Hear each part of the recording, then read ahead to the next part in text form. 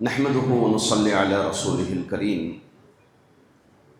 اما بعد فاعوذ بالله من الشيطان الرجيم من همزه ونفخه ونفثه بسم الله الرحمن الرحيم يسألونك عن الأهلة الآية۔ محترم صدر اجلاس اور اسٹیج پر تشریف فرما علماء اکرام، ذمہ داران مسجد ہادہ، بزرگوں، نوجوانوں، چھوٹے عزیزوں، آواز پر لبیک کہنے والی پردہ پوش ماں اور بہنوں، آپ نے میرا موضوع سماعت فرمایا، رؤیت ہلال امت کے اتفاق کا مسئلہ۔ مطلب یہ ہے کہ رؤیت ہلال کے ذریعے سے چاند دیکھ کر کے پوری امت اکٹھا ہو کر عید کریں، اکٹھا ہو کر روزہ رکھیں، اکٹھا ہو کر قربانی کریں۔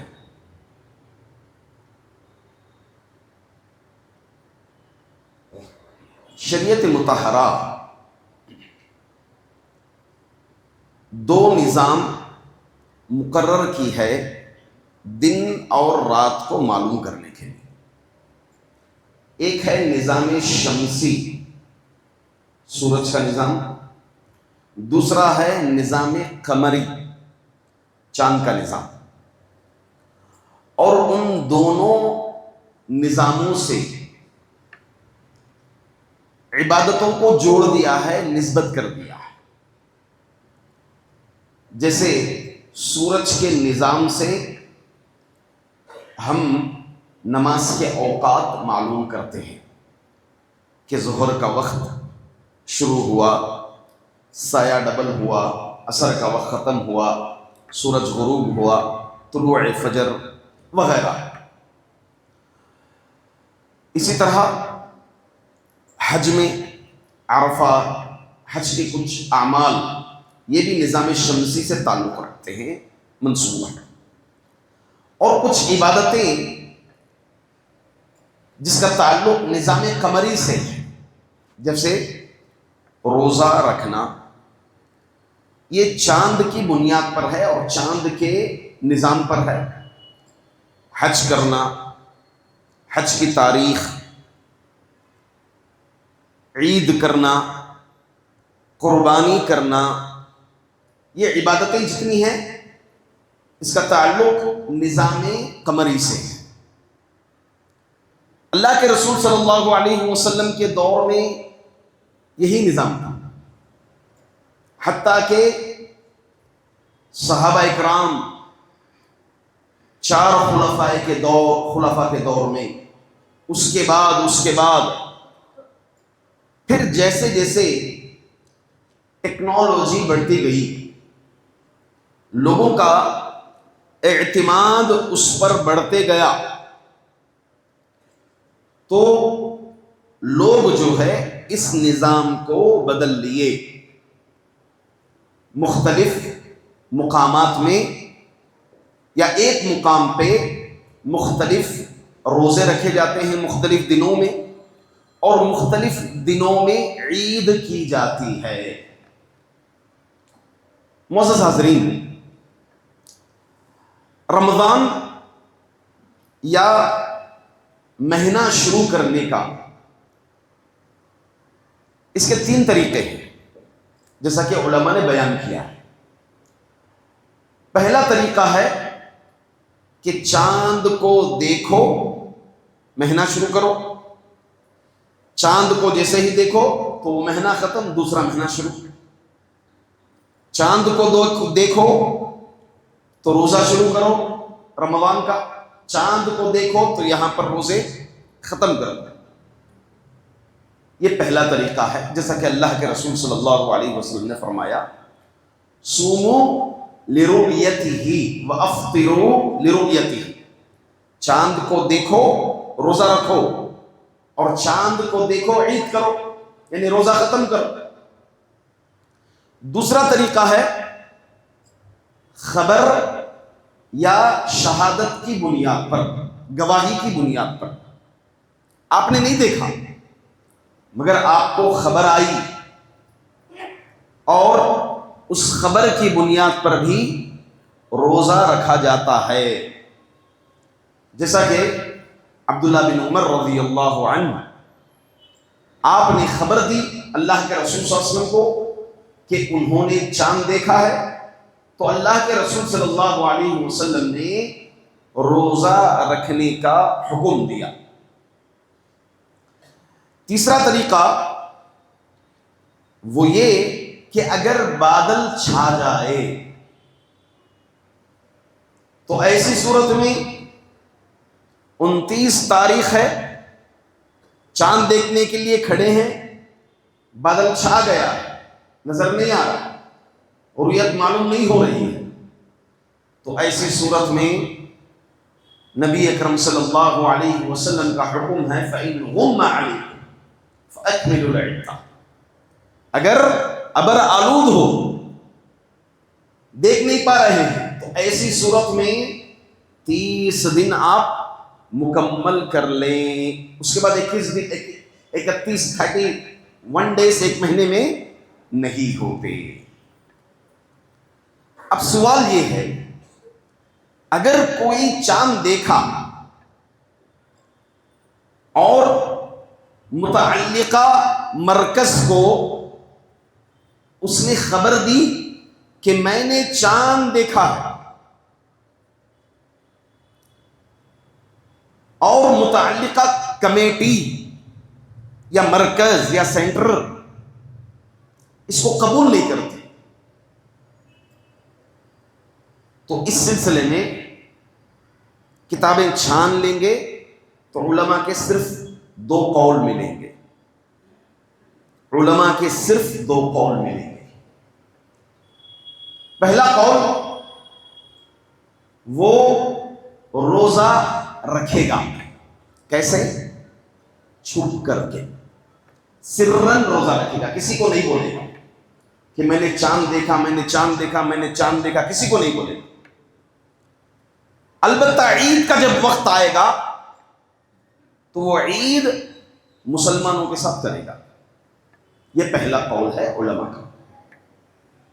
دوسرا قول یہ ہے کہ علماء کہتے ہیں کہ نہیں، اس کو سرن روزہ رکھنا بھی نہیں چاہیے، بلکہ مسلمانوں کے ساتھ ہی روزہ رکھنا چاہیے، اور مسلمانوں کے ساتھ ہی عید کرنا چاہیے۔ اس کے علاوہ تیسرا قول کسی بھی معتبر عالم دین سے آپ نہیں پائیں گے۔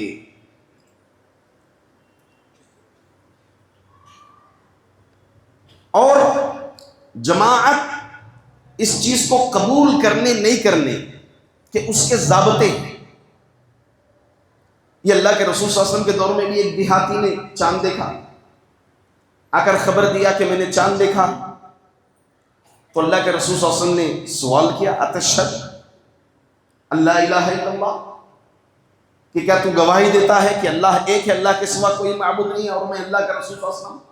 یہ ضابطے ہیں، ان ضابطوں کے تحت اگر متعلقہ کمیٹی کے ضابطے ہوتے، ان ضابطوں کے تحت اگر آپ کی رؤیت قبول نہیں کرتی ہے تو اللہ کی قسم آپ بری ہیں، آپ بری ہیں۔ جماعت نے اگر غلطی کی ہے تو کل قیامت کے دن اللہ کے پاس پکڑ ان کی ہوگی، آپ اس سلسلے میں بری ہوں گے۔ اور دوسری بات یہ چیز بھی آپ ذہن میں رکھیں کہ ایسا ناممکن ہے کہ پوری امت غلطی پر ہو، یہ ناممکن ہے، کیونکہ اللہ کے رسول صلی اللہ علیہ وسلم نے فرمایا لا تجتمع امتی علی ضلالہ، میری امت گمراہی پر جمع نہیں ہو سکتی۔ اگر آپ نے چاند دیکھا ہے مگر پورے روزہ دوسرے دن رکھ رہے ہیں متعلقہ کمیٹی کے اعلان کے تحت، تو پورے لوگ غلطی پر ہرگز بہرگز نہیں ہو سکتے، بلکہ اللہ کے نزدیک وہ ثواب پائیں گے، وہ اجر پائیں گے۔ معزز حاضرین، اب سوال یہ ہے کہ مطلع یعنی چاند طلوع ہونے کی جگہ، اختلاف مطلع، ظاہر سی بات ہے ہم میں سے ہر ایک جانتے ہیں کہ مطلع سب کا الگ الگ ہے۔ یعنی مثال کے طور پر آج ہندوستان میں چاند دیکھا جا رہا ہے، چاند دیکھے ہیں یا مغرب کا وقت ہے، تو دوسرے مقامات میں آپ دیکھ لیں کنٹریوں میں اوقات، وقت، دن سب الگ ہوتا ہے۔ امریکہ کا جو ویسٹ کوسٹل علاقہ ہے تقریباً 13.5 گھنٹے پیچھے ہوتے ہیں، تو سیدھی سی بات ہے مختلف ہوتا ہے۔ یہ حقیقت ہے، یہ حقیقت ہے، اس سے کوئی انکار نہیں کر سکتا۔ سوال یہاں پر یہ ہے کہ کیا یہ جو مطلع کا اختلاف ہے کہ یہاں ایک دن یہاں ایک دن، اس کا اعتبار کریں گے یا پھر اس کا اعتبار نہیں کریں گے، یہیں پر اختلاف ہے۔ یہ جو مطلع کا اختلاف مطلع ہے، اس کا اعتبار کریں گے یا پھر نہیں، صرف ایک جگہ کا اعتبار کرتے ہوئے ساری دنیا میں ویسے ہی لاگو کریں گے۔ سوال یہاں پر یہی ہے۔ تو اس سلسلے میں آپ دو ہی چیزیں پائیں گے علماء کے درمیان۔ بعض علماء اکرام بلکہ اکثر علماء اکرام اختلاف مطالع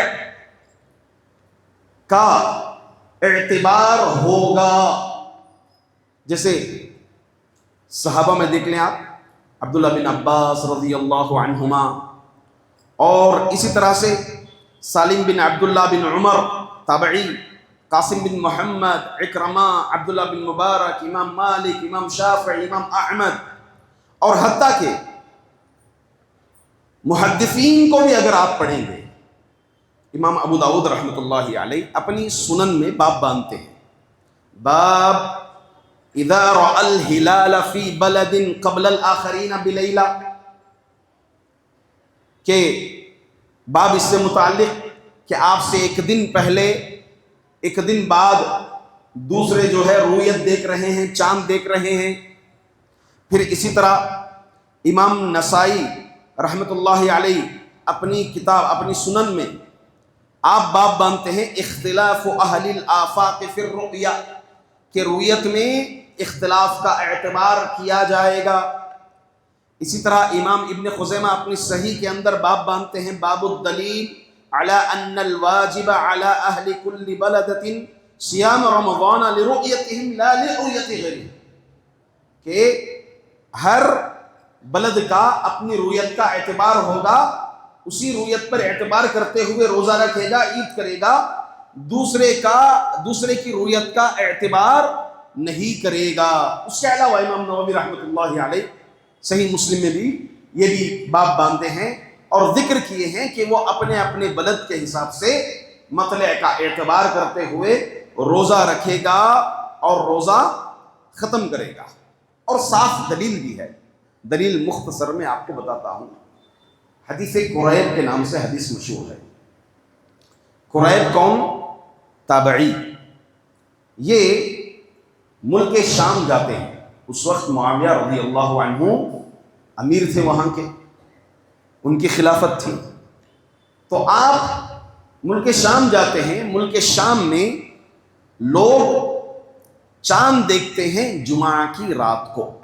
جمعہ کی رات بولے تو انگریزی کے حساب سے جمعرات کی شام، جمعہ کی رات کو چاند دیکھتے ہیں اور اسی حساب سے لوگ روزہ رکھتے ہیں۔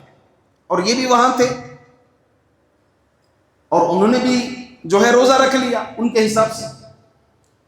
پھر یہ مدینہ آئے، مدینہ آنے کے بعد عبداللہ بن عباس رضی اللہ عنہما سے ملاقات ہوئی، معلوم ہوا کہ مدینہ منورہ میں سنیچر کی رات کو چاند دیکھے ہیں، سنیچر کی رات کو چاند دیکھے ہیں۔ عبداللہ بن عباس رضی اللہ عنہما تفصیل پوچھی، کہا کہ وہاں تو ملک شام میں جمعہ کی رات دیکھے ہیں اور اسی حساب سے روزہ رکھے ہیں۔ تو عبداللہ بن عباس رضی اللہ عنہما آپ سے جب تفصیل لینے کے بعد قریب رحمۃ اللہ علیہ نے یہ تک کہا کہ امیر معاویہ رضی اللہ عنہ نے بھی روزہ رکھا ہے اور انہوں نے بھی چاند دیکھا ہے، اس پر کافی وہاں ملک شام کے مسلمانوں نے دیکھا ہے اور اسی اعتبار سے روزہ رکھے ہیں۔ تو عبداللہ بن عباس رضی اللہ عنہما نے کہا ہاکذا امرنا رسول اللہ صلی اللہ علیہ وسلم، اللہ کے رسول صلی اللہ علیہ وسلم اسی طرح ہمیں حکم دیے ہیں، یعنی ہم نے سنیچر کی رات دیکھا ہے تو ہماری رویت کا اعتبار کرتے ہوئے ہم روزہ رکھیں گے۔ حاضرین، اس پہ آپ اور غور کیجئے کہ رسول اللہ صلی اللہ علیہ وسلم کے پاس مختلف علاقوں سے لوگ آتے تھے، مختلف علاقوں سے لوگ آتے تھے، دین سیکھتے تھے، نماز کا طریقہ، حتیٰ کہ دوسرے جو علاقوں سے آتے تھے کئی دن تک اللہ کے رسول صلی اللہ علیہ وسلم کے ساتھ نماز پڑھی، اور اللہ کے رسول صلی اللہ علیہ وسلم نے حکم دیا جیسے تم مجھے نماز پڑھتے دیکھا ہے ویسے جا کر کے تم نماز پڑھنے کا حکم دینا، وہی طریقہ بتانا، روزہ سیکھا، عبادتیں سیکھی۔ اللہ کے رسول صلی اللہ علیہ وسلم کسی سے یہ استفسار نہیں کیا کہ تمہاری رویت کیا ہے، ادھر کی رویت کیا ہے، یہ استفسار اللہ کے رسول صلی اللہ علیہ وسلم نے نہیں کیا۔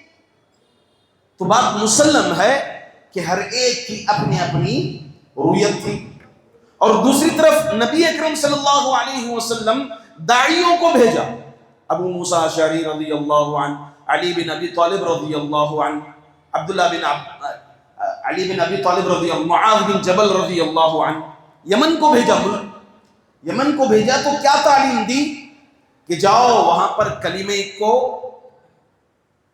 عام کرو، نمازوں کا حکم، ارکان اسلام کے متعلق اللہ کے رسول صلی اللہ علیہ وسلم نے کہا کہ تعلیم دو۔ یہ تعلیم اللہ کے رسول صلی اللہ علیہ وسلم نے کہا کہ آپ وہاں کی رویت ہو تو یہاں خبر کرو، یا یہاں کی رویت ہو تو وہاں خبر کرو، یہ نبی اکرم صلی اللہ علیہ وسلم نے تفصیل نہ بتائی۔ اور یہ بھی یاد رکھیے کہ اگر سارے مسلمان مل کر ایک دن ایک ساتھ روزہ رکھنا ممکن اگر ہوتا، ایک ساتھ اگر عید کرنا ممکن اگر ہوتا تو اللہ کے رسول صلی اللہ علیہ وسلم کے عہد میں، آپ کے زمانے میں ہوتا تھا۔ کیوں؟ چونکہ ایک جگہ پر چاند نظر آئے اور مدینہ منورہ میں دوسرے دن رکھ رہے ہیں، اگر یہ ممکن ہوتا ایک ساتھ، اگر یہی معتبر ہوتا تو اللہ تعالیٰ وحی کے ذریعے سے نبی اکرم صلی اللہ علیہ وسلم کو باخبر کرتا، تو باخبر نہیں کیا گیا۔ تو اس بات کی سیدھی سی دلیل ہے کہ اختلاف مطالع اپنی اپنی رویت کا اعتبار ہوگا۔ دوسرا قول، یہ پہلا قول پیش کیا میں، دوسرا قول کہ نہیں، اس کا اعتبار نہیں ہوگا بلکہ وحدت رویت کا اعتبار ہوگا۔ بڑے بڑے علماء نے کہا، علامہ ابن تیمیہ، امام البانی رحمۃ اللہ علیہ، ہاں ایسے بڑے علماء اکرام نے، امام شوکانی رحمۃ اللہ علیہ، انہوں نے کہا کہ رویت وحدہ کا اعتبار ہوگا، مگر اللہ کی قسم آپ دیکھ لیجئے یہ علماء کی صرف رائے تک معاملہ تھا۔ انہی علماء سے فتویٰ پوچھا گیا، سوال کیا گیا کہ کیا میں دوسروں کی رویت کا اعتبار کرتے ہوئے مسلمانوں سے ہٹ کر میں عید کر لوں، مسلمانوں سے ہٹ کر میں روزہ رکھ لوں؟ تو انہوں نے کہا کہ یہ ہرگز جائز نہیں ہے۔ یہ دو ہی چیزیں ملیں گی۔ تیسری چیز کتابیں کھنگال لیں، آپ تلاش کر لیں، نہیں ملیں گی، الا یہ کہ معاصرین میں سے یا اس دور میں سے جو لوگ اس تعلق سے کہہ دیں سو کہہ دیں۔ معزز حاضرین، غور کرنے کی بات یہ ہے کہ یہ مسئلہ بہت سنجیدہ مسئلہ ہے، اس کو کبھی بھی اللہ کے لیے اپنے ذات سے مت جوڑو۔ یہ جماعت کا مسئلہ ہے، اسی لیے اللہ کے رسول صلی اللہ علیہ وسلم نے کہا الصوم یوم تصومون، الفطر یوم تفطرون، الضحى یوم تضحون۔ اللہ کے رسول صلی اللہ علیہ وسلم نے حکم دیا کہ روزہ جب مسلمان روزہ رکھیں، عید جب مسلمان عید کریں، قربانی جب مسلمان قربانی کریں، تو اس مسئلے کو اپنی ذات پر کبھی نہ لیں۔ اس مسئلے میں علماء کے علاوہ جو گہرا علم رکھتے ہیں، ان علماء کے علاوہ کسی اور کو اس مسئلے میں گفتگو کرنا، بات کرنے کا ہرگز حق نہیں ہے۔ شریعت مطہرہ ہرگز اجازت نہیں دیتی۔ اس تعلق سے عام کرنا، پیغام کو عام کرنا، دوسروں تک پھیلانے کی کوشش کرنا، اور بغیر علم کے جنہیں عربی تک نہیں آتی، جنہیں حدیث کا مطالعہ تک نہیں ہے، جنہیں قرآن کریم کا مطالعہ تک نہیں ہے، تو اس مسئلے میں گفتگو نہ کریں۔ کیوں؟ کیونکہ اللہ کے رسول صلی اللہ علیہ وسلم نے فرمایا من کذب علی متعمدا فلیتبوأ مقعدہ من النار، جو کوئی مجھ پر جھوٹ باندھے جان بوجھ کر کے، اس کو چاہیے کہ وہ اپنا ٹھکانہ جہنم میں کر لے۔ اور یہ کہ دین میں فتوے دینا جو اللہ کا حکم نہیں ہے، جو نبی کریم صلی اللہ علیہ وسلم کا حکم نہیں ہے، جو صحابہ کا حکم نہیں ہے، صحابہ نے اس طرح نہیں کیا، تابعین نے نہیں کیا، سلف صالحین نے اس چیز کو نہیں کیا، تو اگر کوئی اس چیز کو ایجاد کرتا ہے، اس کو کرتا ہے، تو آپ ہمیں بتائیے کہ بدعت کی تعریف کیا ہے؟ کیا ہے بھائی بدعت کی تعریف کیا ہے؟ بدعت کسے کہتے ہیں؟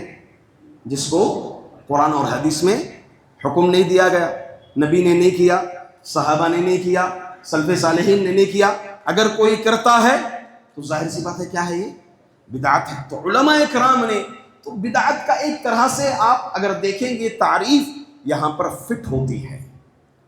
تو معزز حاضرین دیکھیں، انسان مباحات کے معاملے میں، اپنے ذاتی معاملے میں، کھانے پینے کے معاملے ہیں، پہننے اوڑھنے کے معاملے ہیں، رہنے سہنے کے معاملے ہیں، اس میں ضرور کچھ نہ کچھ کر لے، نیا کر لے، مگر دین کے معاملے میں اللہ کے لیے کچھ نیا کرنے نہ جائیں۔ کیوں؟ کیونکہ یہ ایک طرح سے اگر کوئی بغیر علم کے فتویٰ دے دیا اور وہ شریعت میں نہیں ہے تو یہ شرک سے بڑا خطرناک معاملہ ہے۔ اللہ تعالیٰ سورۃ الاعراف میں آیت نمبر 33 میں فرمایا قل انما حرم ربی الفواحش ما ظہر منها وما بطن والاثم والبغی بغیر الحق وان تشرکوا باللہ ما لم ينزل به سلطانا۔ تو یہاں پر علماء نے بیان کیا ہے کہ شرک کے بعد جو ترتیب سے ذکر کرتے ہوئے اللہ تعالیٰ نے شرک کے بعد یہاں پر اس کو ذکر کیا ہے، تو یہ شرک سے بڑا خطرناک مسئلہ ہے۔ کیوں؟ کیونکہ فتاوے دینا بغیر علم کے یہ بنیاد ہے شرک اور بدعات کے لیے، شرک اور بدعات انجام دینے کے لیے یہ بنیاد ہے۔ تو اس لیے اس مسئلے کو ہم بری ہو جائیں، اس مسئلے سے ہم بری ہو جائیں، جماعت کے سپرد، مسلمانوں کے سپرد اس امر کو ہم حوالے کر دیں اور قطعاً بیجا چیزیں نہ تلاش کریں۔ اور جو لوگ سعودی عرب کو بنیاد بناتے ہیں کہ سعودی عرب کے حساب سے کرنا چاہیے، آپ بتائیے کون سعودی عرب کے علماء اس چیز کا حکم دیتے کہ بھئی ہمیں دیکھ کر کے آپ کرو؟ یا پھر سعودی عرب کے علماء کون سے علماء جو دیگر کنٹریوں میں پوچھتے ہیں، جو سعودی عرب سے پہلے جو ہے چاند نظر جہاں پر آتا ہے افریقنس کنٹریوں میں، جہاں پر پوچھ کر کے ان کی رویت کو لے کر کے عید کرتے ہیں، روزہ کرتے ہیں؟ نہیں کرتے ہیں میرے بھائی، اس کو سنجیدہ لیجئے۔ دیکھیے ابو بکر رضی اللہ عنہ، عمر رضی اللہ عنہ، وقت کے خلفاء، حدیث اگر آ جاتی فتویٰ دیتے، حدیث اگر آ جاتی ان کے پاس کہ اللہ کے رسول صلی اللہ علیہ وسلم نے کہا ہے، کیا ہے اس سلسلے میں، تو فوری طور پر مسئلے سے رجوع ہو جاتے تھے۔ ابو بکر رضی اللہ عنہ وراثت کے مسئلے میں کہا دادی کو کچھ بھی نہیں ملے گا، ایک عورت کھڑے ہو گئی، اللہ کے رسول صلی اللہ علیہ وسلم دادی کو 6واں حصہ دیے ہیں، علی الفور ابو بکر رضی اللہ عنہ رجوع ہو گئے۔ تو خلفائے راشدین، دیکھیں اختلاف کا حل یہ دلیلیں ہیں۔ بس میں انہی چند باتوں پر اپنی بات کو ختم کرتے ہوئے اللہ تعالیٰ سے دعا کرتا ہوں کہ اللہ رب العزت رؤیت ہلال کو امت کے اتفاق کا مسئلہ بنائیں۔ ہم اللہ رب العزت ہم تمام کو حق جاننے، حق پہنچانے، حق پر عمل کرنے کی توفیق عطا فرمائے۔ آمین۔ وآخر دعوانا ان الحمد للہ رب العالمین۔